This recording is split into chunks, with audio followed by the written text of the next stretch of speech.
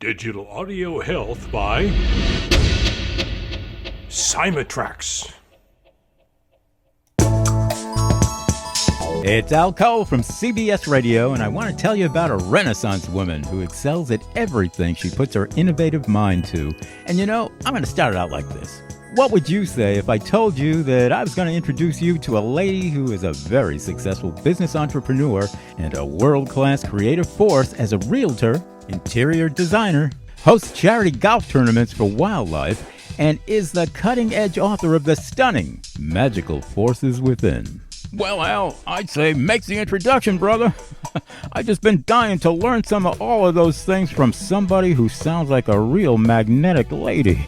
Well, you're in luck, because not only can you learn about the fabulous life accomplishments of this woman, whose name happens to be Rhonda Grant, but week in and week out, Rhonda will introduce you to some of the most exciting guests on the planet as she hosts her own awesome podcast, The Rhonda Grant Show, on Contact Talk Radio.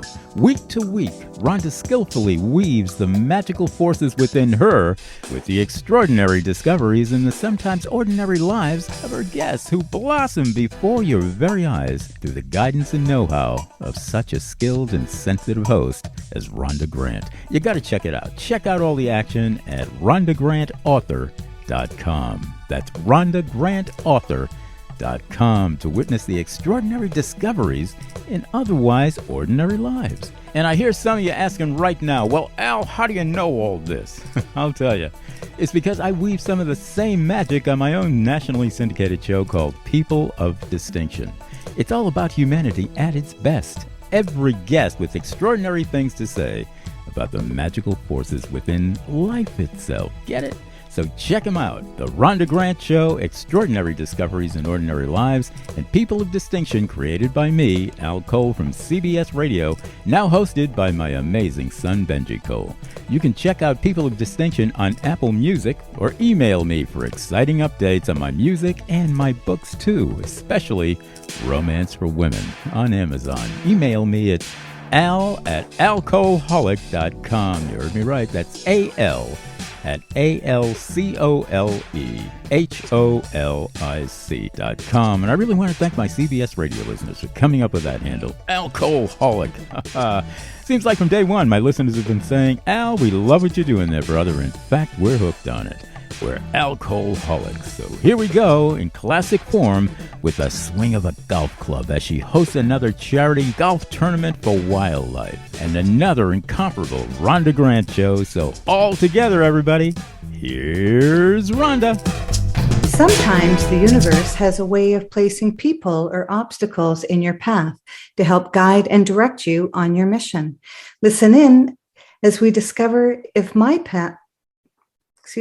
Listen in as we discover the path my guest has traveled. Have they been inspired by a calling, crafted their journey, or a bit of both? I invite you to embrace the conversations and to use them to help you recognize if this is happening in your life. Today, I am speaking with Jim Britt, who is a life and business strategist, author of 15 books and 6 #1 international bestsellers in multiple categories, named as one of the world's top 20 success coaches and top 50 speakers. He has presented over 5,000 seminars worldwide to audiences totaling over 2 million attendees. When I was thinking about my program for New Year's Eve, I thought, who better than to have on my show Jim Britt to talk to our listeners about setting goals and, more importantly, how to achieve those goals. Welcome back to the Rhonda Grant Show, Jim. Thanks, Rhonda. I appreciate you having me back. I'm excited. Yes, it's wonderful to have you back. So a lot of people this New Year's Eve they're contemplating about setting some goals for next year. And a lot of people do that. But sometimes it's really difficult to keep on top of those goals and take those daily steps in order to achieve them. Do you have any recommendations for people? Well, yes, I can kind of go back to my first experience with setting goals. Number one, I was 22 years old. I'd never even heard the word goal setting, and I was involved with a direct selling company. It was my first business experience after working in a factory on an assembly line and high school dropout, and looking to get rich. I wanted to be rich, and I didn't even know what rich was. I think back then probably $1,000 a month would have been rich for me. But my first goal that I ever set that I actually accomplished. I remember when I signed up and started working with this direct sales company, the fellow that signed me up and got me going, he said, we're going to do a little training. He said, it's going to be very quick. He said, your job is talking to people. He said, if you talk a little, you'll learn a little. If you talk a lot, you'll learn a lot. I said, well, how much is a lot? He said, 10 a day. And I said, okay, I'll do 10 a day. So I set my goal at 10 a day. And now keep in mind that we had no internet, we had no computers, we had nothing. We had no brochures, we had nothing. But I set a goal to talk to 10 people every single day, because I had in mind why I wanted to become successful there. I was struggling paycheck to paycheck at the factory, trying to make a living with the family and all of that. And so I really, really wanted to get ahead financially. So I set my target at 10 a day, and I went out for the next 12 months. It was almost exactly a year from the time I started, and I didn't miss a day talking to 10 people. Now, the problem was I didn't become rich, at the end of a year, because I didn't really know what I was doing wrong or what I needed to be doing. And somebody mentored me and taught me a few things. And that turned into my next 12 months, still talking to 10 people a day. It went from losing everything to becoming a millionaire. So it taught me a lot of things. Number one, stay on target, and whatever you commit to follow through with. Number two, making sure that you're taking correct action based upon what you want to accomplish. Because I'd heard the term practice makes perfect, but I was practicing the wrong thing. So you want to make sure that you're doing the right thing that's going to move you in the direction you want to go.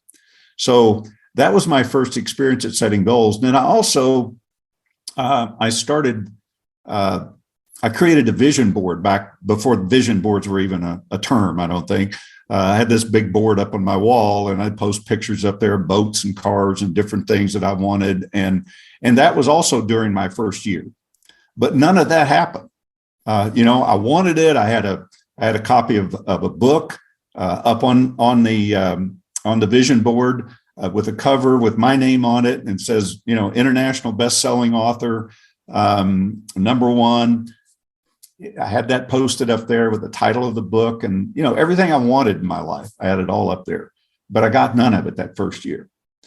And I think when I think back of what causes most people to not accomplish what they set out to accomplish, they look at the first of the year like it's their time to renew themselves. But to me, the time to renew yourself is every single day, not just once a year, because most people who set New Year's resolutions never accomplish them. And that's a fact. So when I look at it, Rhonda, I think fear stops a lot of people. And I wrote a chapter in a book recently called The Predator and the Prey. Predator and the Prey. If you can think about your DNA that you have in your makeup of your body, you must have some DNA of your parents in you. And the answer is yes, we all do. So if that's the case, then you must have some DNA from your grandparents, and from your great-grandparents, and from your great-great-grandparents, and on through history back to maybe when our ancestors lived in a cave. And their two dominant thoughts every day I'm imagining this. I don't know if it's true, but I would think this, that they had two dominant thought processes. How do I kill something to eat? And how do I keep from being killed and eaten? And, you had dinosaurs and, saber-toothed tigers outside the cave and all of that. So that had to be uppermost in their mind, I'm sure, just survival. And I think when people go and set goals today, I think that fear creeps in. Maybe it's not a fear of being killed and eaten physically, but it's a fear of having to step out of that comfort zone and do something different than you've never done before. Because when you typically set a goal, it's something you have not accomplished before. So it's like, I asked the group, which comes first, success or the feeling of success? And almost always people will say, well, as soon as I'm successful, I'll feel successful. Well, it's actually the other way around. As soon as you feel successful, then you'll become successful. So it's really the opposite of what most people think. Because when you're successful, you feel successful, but you've got to feel that before you have it.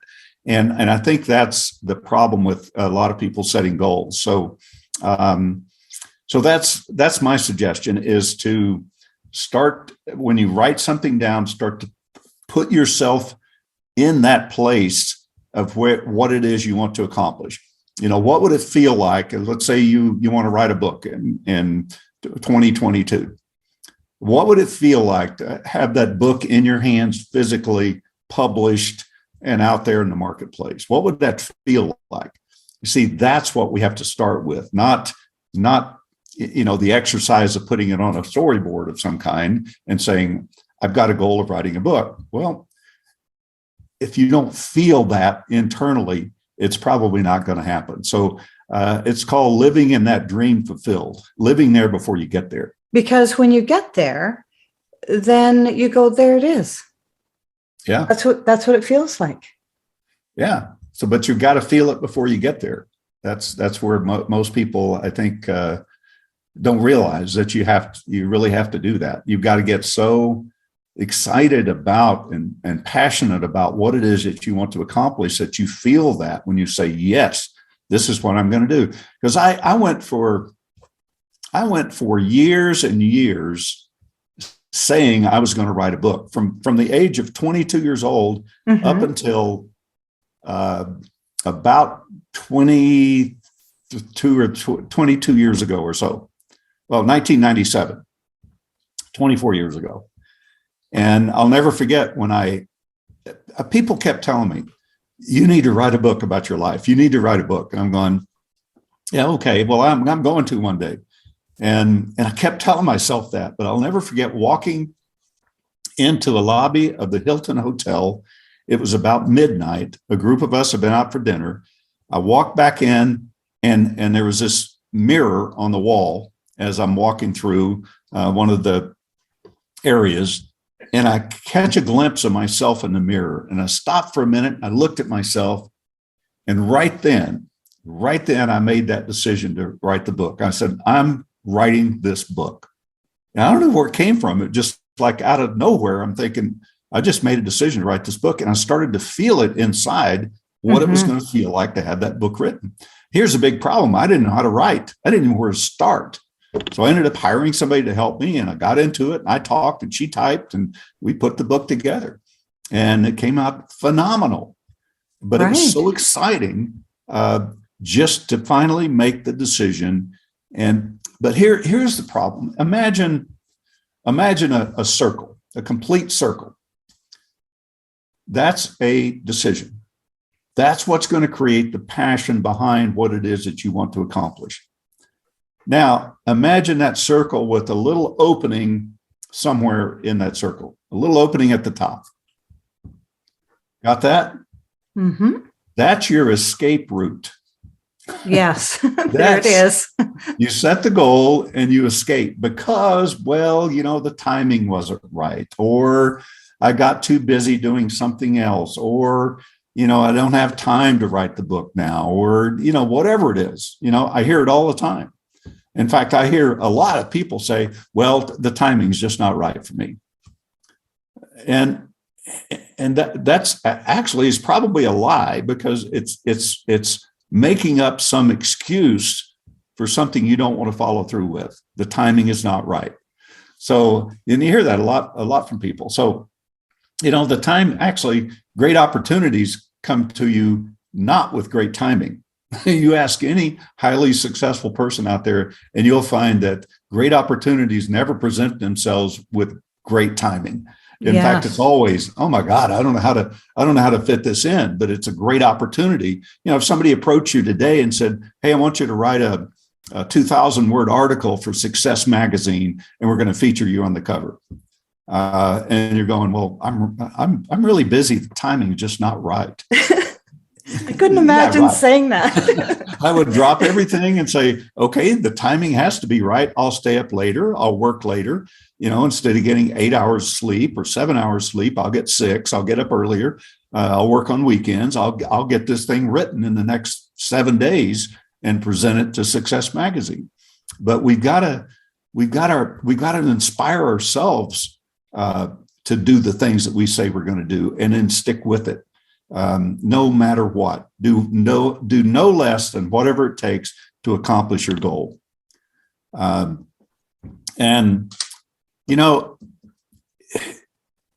accomplish anything, I'll give you a few points here. Okay. To accomplish anything in your life, number one, it requires a desire to have that, the desire to change, a desire to have something more than what you have. But that's not enough. Everybody's got a desire, but still most people will have that escape route and go back to television and, grab a bag of chips and sit in front of the TV and get the remote and live out their lives complaining about what they don't have. But you got to have more than desire and a goal. I'll just say that as most people know it, goals really don't work. Now, that may be a shocking statement, but goals really don't work unless you have a firm decision to back it up, because the decision creates the mindset. The mindset determines how you show up to the world. It determines how the world shows up to support you. So you got to have that firm decision that makes you somebody different. That puts you out there to the world, whatever it is you want to accomplish. It may not be writing a book. It could be, making $1 million this year. Mm-hmm. Well, then you better have the mindset, and you better make the decision first before even you know how to accomplish it. You need to make the decision. Then the answers will come to you, because the world will show up to support you based upon what you're putting out to the world. So you resonate with people that want to support what you're accomplishing or wanting to accomplish. That's so critical. And then, of course, why we leave that little opening in that circle is the next step is that we don't want to feel any pain trying to accomplish what it is we want to accomplish. Mm-hmm. We want it to be easy. Mm-hmm. So you've got to be willing to endure some pain. You got to be willing to step out of your comfort zone. Was it hard for me to write my first book? Yes. Was it hard for me to talk to 10 people a day for a year and get 3,650 people that told me no? Yes. It was very, very painful. In fact, looking back on it, it's hard for me to believe I did it, but I did. With all the rejection, 3,650 people rejected me. And then I hear people saying, well, I can't handle rejection. Well, how many people did you talk to? Well, 3 or 4. You hadn't even gotten started at 3 or 4. No. I mean, I look back and going, what was I thinking? I tell you what I was thinking. Okay. I wanted to be successful financially. I wanted out of that factory, off of that assembly line. Mm-hmm. I wanted something more for my family. I wanted a better car to drive, a nicer home to live in. I wanted all of those things. And that's what drove me, because I knew that my only retreat was go back to the factory and beg for my job back. And I just would not do that. And, you've got to, pull out all the stops, burn the bridges. They say just burn the bridges behind you so you can't retreat. and keep moving forward, and you'll figure it out. I've done some things in my life that were very, very difficult, that were painful. But you know what? If you decide to do it, you can figure out how to do it. There's the answers are always there. I did a little exercise, try it sometimes, a little exercise in one of my classes. I'll pass out a magazine to every participant, or half a magazine even. Doesn't matter what the magazine is. It could be, Field and Stream or whatever. It doesn't matter what the magazine is. Any title of any magazine. Could be a glamour magazine, doesn't matter. And then I'll tell them, okay, I want you to write down the number one issue that you deal with in your life that keeps you away from accomplishing what you want to accomplish. So everybody writes one down. I said, now I want you to open that magazine just to a random page, and you never get to turn it after that. You open it to that random page and look for the answer to your problem on that page. Every single person finds the answer to their problem. You're kidding. No. Wow. It might be a word. It might be a phrase. It might be a picture. It's amazing the fact that and some of them struggle with it, but they finally find it. And it's so true. You can look at almost any object and, go outside and look at a tree. Right now, the wind's blowing outside my place here, and the trees are blowing in the wind. Well, they're also standing strong. So stand strong. That's a big oak tree I'm looking at. Stand strong, but also go with the flow. If a little breeze hits you, just, keep going, keep going. And, you can look at anything, you can look at a duck swimming on the pond and go, what's that duck going through? Well, it looks like they're pretty peaceful out there. Well, maybe it's time to relax a little bit. Sit back and relax. When you do, answers start coming to you. It's like we get so caught up in where we are and what we don't have that we don't move forward or even stop for a little bit and relax so that answers can come to us. We're so caught up in anxiety and wanting to accomplish something that we don't allow the answers to come to us to be able to accomplish it. So Rhonda, I'll give you a little thing that I think is so valuable. And this, I don't remember if we covered this the last time you interviewed me, but a friend of mine many years ago, we were talking, we used to read the same books and we'd discuss, the books together and kind of brainstorm them and try to learn from each other and what we gained from certain pages or concepts or whatever. So we're talking one day and before we hung up, he says, have you ever thought about what the word resourceful means?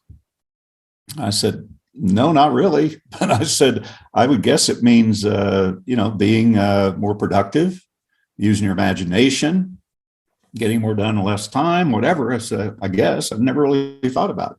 He said, oh, it's just an interesting word. So we hung up and I kept thinking about that word over and over and over.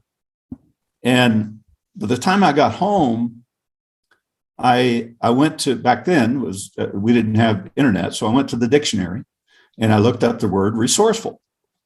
And Webster defined it as, once again, full of source. So resourceful, once again, full of source. And I thought, wow, that's interesting. So the key word in there is source. So I looked up the word source, and it was defined as where all things originate. Not some things, but all things. I went, wow, depending on what you think source is, all things originate. You might think source is the universe or God or whatever, whatever you want to put on it. So I found that really interesting. So I kept looking, probably took me, I don't know, maybe a year and a half or 2 years. And every chance I got when I go into a bookstore or library or someplace, I would try to find origin of words and look up the word source and find a definition for it. I don't know. I was kind of obsessed with it. I don't know why, but I was. And I was in England, a small town called Chester. And I was walking down the road, the street sidewalk, and I looked down this alleyway kind of, and there was a back door it said antique bookstores. And so I went in the back door at this antique bookstore. And as soon as I walk in, I see this dictionary that's looked like about a foot thick, maybe 8 inches to 12 inches thick, huge, all beat up, tattered, torn, but all intact. It just looked like it'd been, thrown out of a car or something. So, or used a lot. It was rough looking. Yeah. But it had a sign on it that says, "Do not open, do not touch." So I'm thinking, this is really old. I wonder what they're selling it for. But then I thought, wow, this does look really old. I don't know how old it was. I didn't look at the publication date, but I did open the book. And I'm thinking, I may have to buy this thing, but if I tear it or something, but it might have been, $50,000, who knows? But I opened up the book and carefully, and I thought, well, this is they probably don't want the people in the UK opening it, but I'm from the US, so I'll be able to open it without any. So I justified it in some way. So I opened the book and to the S's, and I looked up the word source. And I saw some other definitions that I'd seen before, but then one popped out at me, and it said source, and it was defined as love. I went, wow, once again full of love. So resourceful means once again full of love. Mm-hmm. And I thought, wow, that's pretty powerful, because when you think about it, when you decide you're going to do something, when you set a goal, when you make a decision, you should make it to the point that you fall in love with that. That's where passion comes from. Fall in love with the project, with the thing that you want to accomplish. Because your only other option is falling in fear with it, which is going to drag you down and take you off course. But fall in love. Does that make sense? It's like, remember your first love affair, and you thought you couldn't live without the person, and it was that type of feeling. You fall in love with something. I mean, when I made the decision to write my first book, I fell in love with that. I mean, I was just like, I couldn't wait to get back, online or on the phone or whatever with the person that's helping me with it. I come up with all kinds of ideas in the middle of the night, and I was in love with it until it finally got published. And I'm still in love with it because I think it's the best book ever written. I mean, and not just coming from me because I wrote it, but because I get so many comments about it. If you ever get a chance, read Rings of Truth. It is just a phenomenal book. You won't escape that book if you've got issues you're dealing with of any kind. So, but anyway, that's the key, falling in love with it. But then I thought for a little bit, there's a flaw in that. I thought I'd found a flaw. I thought, if your only other option is fear, where does fear come from? If everything is created in love, where does fear come from? Mm-hmm. And I thought about that for a little bit. And I thought, fear is proof that a human being can create, because no fear is real. No fear. Not even if a bear is chasing you through the woods, that fear is made up. You're making up in your mind what's going to happen if that bear catches you. They haven't caught you yet, so you don't know what's going to happen. It may catch you and lick you in the face. Now, probably not, but and I might try to run faster too. But most fears are made up. But you know where they're created? They're created in love. Love is the energy that we are all in partners with. We're in partnership with this energy, and we can create anything we want out of it. Just look around the room. I mean, I'm amazed. I mean, I look at a computer that came out of that somebody fell in love with coming up with a computer, coming up with a cell phone, coming up with a pair of glasses, coming up with a printer, coming up with a light bulb and a drywall on your walls and paint and window shades. And I mean, you name it. you look around and a Post-it note. I use Post-it notes all the time. Somebody made millions and millions and millions of dollars on Post-it notes. Crazy, but they did. And they still do. Mm-hmm. So love is presenting you with fear, saying, which you created, and it's saying, if you can let go of this, the fear, then you can have more of what you'd love in your life. So love is presenting you the fear to be able to let it go and move past it, because it's not real. So if you, over this next year, and actually for the remaining of this year, I wouldn't let up for the remaining of this year just because the new year's coming. But start to look at what you want to accomplish in that way. And I think you'll accomplish a lot more, for one, and you'll be pleased with what you do accomplish. Mm-hmm. I so agree with that, Jim. And that's what I've been saying over the last few months, is that I'm just fallen in love with so many different things. And one has been my podcast. I love podcasting. I never in a million years thought that I would be a podcaster. The opportunity presented itself, and I love what I do. And I do many things, but I really love podcasting. And I really understand what you mean about your book, is falling in love with your book. And I think that energy carries with that book. Like, as you said, many people have made many comments about your book, and it's just phenomenal. And I think that also, I mean, you talk a lot about energy, and I really have noticed, you might have noticed this too, that high energy people seem to attract high energy things, and lower energy people are just not attracting anything. And if people raise their energy level, and I say, like, on Christmas morning, how do you feel on Christmas morning or on your birthday when you're waiting for a special gift? And you know, this is your special day and you're going to get that gift.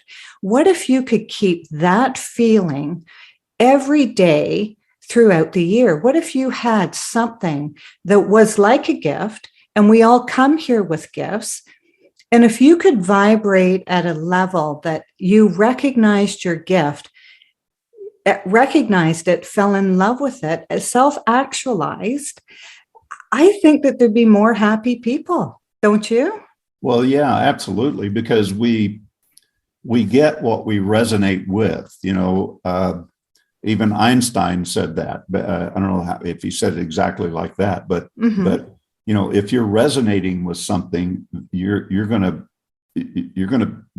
that's gonna become part of you. You're gonna bring that into your reality, and it's so true. I mean, when you look at, I mean, think of people that you've connected with, that you know, that are always clinging, or you know, wanting your attention or whatever. And what do you want to do? You want to get away from them because you're not resonating at that frequency, or somebody that's always down, or somebody that's always, you know, talking ugly about others, and you're just going, I don't resonate with that, and you don't want to be around it.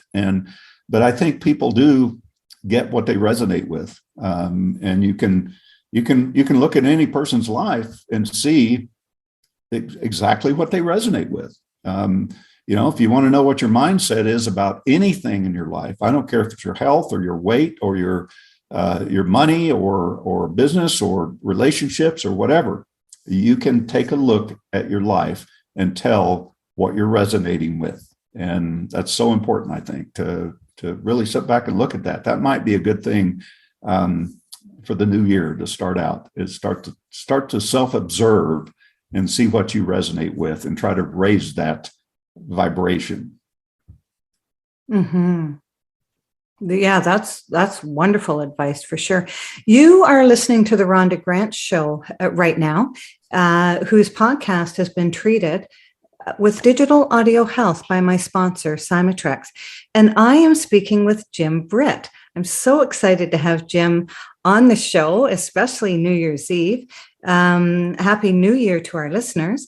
How may people contact you through your website, or how would you like people to reach out? Well, you can reach me through jimbritt.com. That's BRITT, jimbritt.com. Right. On my website. You can message me through there as well. There's also, I found that most people, I'd say 90% of the population, they spend about 80% of their waking hours going after money in some way. Yes. Working a job, commuting back and forth, start their own business, working late hours, whatever it might be. But about 80% of their waking hours is going after money. But the reality is 90% of the population doesn't have enough. So you have to wonder if you're spending most of your waking hours going after money, but yet most people don't have enough. It's not because there's not enough money. There's plenty of money to go around. It's just that they're resonating with a lower frequency when it comes to money. They're resonating with just getting by. And most people just get by. Mm-hmm. And so I created something quite a few months back, about a year ago, called Cracking the Rich Code. Now, rich can be anything you want it to be. It can be rich in health, rich in money, rich in relationships, rich in freedom. But specifically, I have a program online that's actually, it's on right now at a really good rate, good special. But it's a 4-month coaching program, virtual. It gives you daily input, daily audios.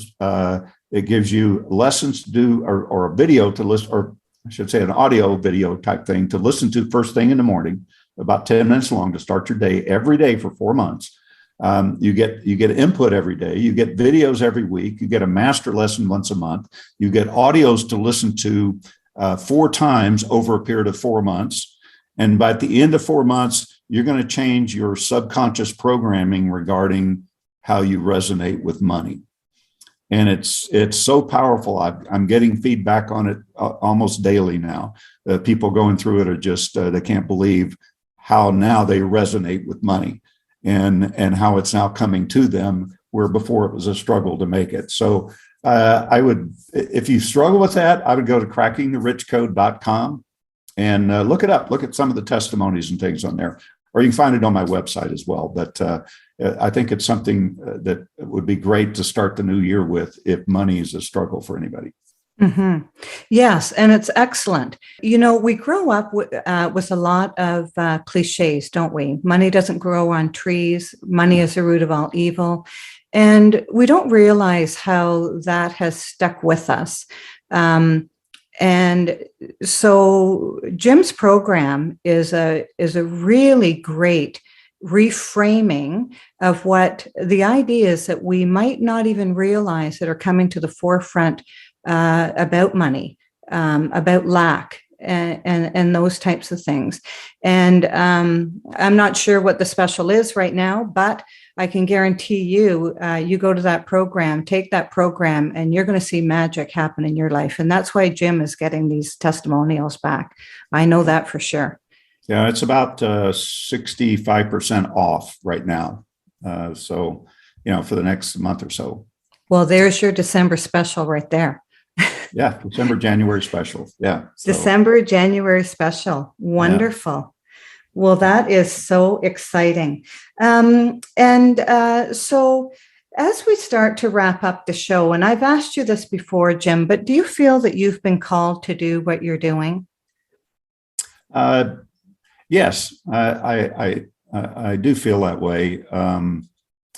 And probably be more so in the last 20 years or so. I mean, I've been doing this 44 years, but I know I had a friend of mine years back. We were discussing what I do, and I said, I'm thinking about certifying some people to do some of the things that I do, mm-hmm. which my real objective is to get inside a person and find out what's really going on and helping them to break that cycle, that addictive cycle that they get in, that they seem to not be able to get out of. And it's become kind of second nature for me to be able to do that. It's not difficult, but it's difficult if you're trying to do it to yourself, so. Yes. And so when I told her I was thinking about certifying, she looked at me and she said, "That's your gift. That's not somebody else's gift. Somebody else is not going to be able to do it the way you do it." And it's true. I have worked with one person. I've coached him for about 10 years, and he does some of what I do. But I tell him, I said, "You're just not as good as I am." but it's true. He learned from me, and he's read Rings of Truth. He's on his 14th time reading it. Wow. And I said, "Man, don't you get it?" He said, "Yeah." He said, "What I get is I get something new every time I read it." Exactly. And he said, he said, you're the master at it. So yeah, I think it's a gift that I've developed or was given to, or, I don't know. But yeah, I guess it's my calling, because I get up in the morning and all I think about is what can I do today to help more people, whether it's writing a book or getting on a podcast and getting listeners or whatever it is. I don't think about anything else. I think about different ways of reaching people to help them live a more fulfilling life. Mm-hmm. Well, thank you so much for that. I know that you've been instrumental in helping me become a best-selling author, international best-selling author, as a co-author with your Cracking the Rich Code, Volume 6. Yeah, we're moving on with Volume 7. We're almost completely filled with Volume 7. So if you're a listener and you're a coach, a speaker, entrepreneur, consultant, if you'd like something that's going to be a great PR, marketing, branding, lead generation, we have this book series with some phenomenal people like Rhonda, and just some really great people within the series that you can collaborate with and get to know as well.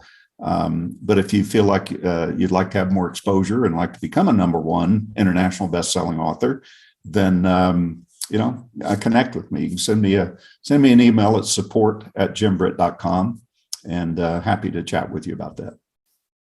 That's wonderful. And I just went into the studio a couple of weeks ago and recorded the audio of my chapter on time. Oh, cool.